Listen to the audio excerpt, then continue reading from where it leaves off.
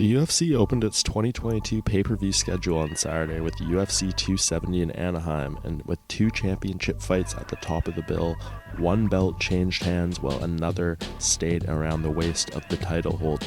In the main event, Francis Ngannou holds on to that heavyweight belt against Ciryl Gane in their championship unifier. He goes all 5 rounds and goes to his grappling, to the surprise of many of us, in order to get the nod on the scorecards and get his hand raised.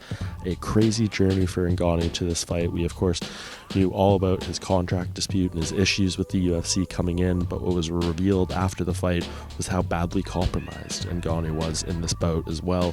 He seemed to have some serious knee injuries. He said he was close to having to pull out of this one, but ultimately powered through and ended up coming out with his hand raised. So a lot of impressive stuff there if you kind of put the overall context of what he had to overcome in order to win this fight. Pretty impressive stuff. I feel he should be quite proud of this performance overall for Ngannou, and now he moves forward to a very interesting situation with his career.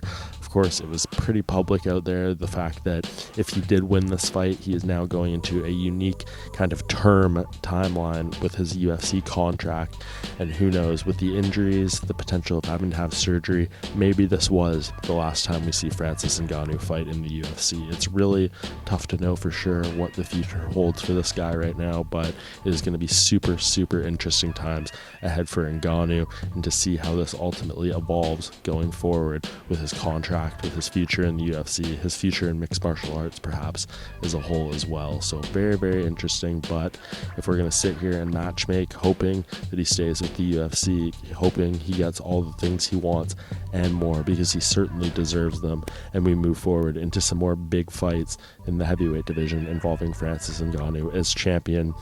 And the one that I think stands out to all of us, pretty clear, we want to see him fight Jon Jones. That was the fight that we wanted after he claimed the belt from Stipe Miocic in March. Didn't end up materializing, and it went the way of this Ciryl Gane fight, but I think you need to go back to the table and find a way to make that fight happen. It is one of the marquee matchups that you can make in the entire sport of mixed martial arts, and I think the fans, the fighters, the media, everyone wants to see this happen. Jon Jones going to heavyweight and making his debut for the title against the most fearsome knockout threat potentially in UFC history, in Ngannou, and a guy that's obviously rounding out his game and showing new wrinkles in there every time in his evolution as a fighter. So hopefully they can make that one happen, and we can get the big fight we've wanted to see for quite a while now between Ngannou and Jones. And then the co-main event, we have Deiveson Figueiredo claim the UFC flyweight title from Brandon Moreno. He becomes the first 2-time champion in flyweight history. These guys have fought each other for roughly 1 hour at this point, and it's hard to know definitively who really the better man is. Of course, they fought to a draw in their first meeting in December 2020. Moreno won the rematch by submission to win the belt, and then Figueiredo gets it back with a decision here. A very close fight, a very competitive fight of the night.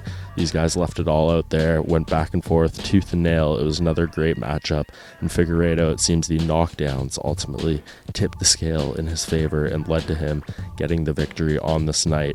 But I do not feel this rivalry has the finality and definitiveness that we need between these two. I think we need to go into unprecedented territory here and do a 4th fight. This has never happened in the history of the UFC, never really happened in the history of mixed martial arts. If you're looking at a real back and forth kind of trilogy, the way these fights have played out, it's 1-1-1 now. I think we need this ultimate rubber match to see who the better man is, and hopefully it's a truly clear-cut result where we know one of these guys is the better fighter than the other. Then you can move forward and look at the likes of like Kai Kara-France and Askar Askarov and some of the other contenders who are up and coming in the flyweight division. So a big night at UFC 270.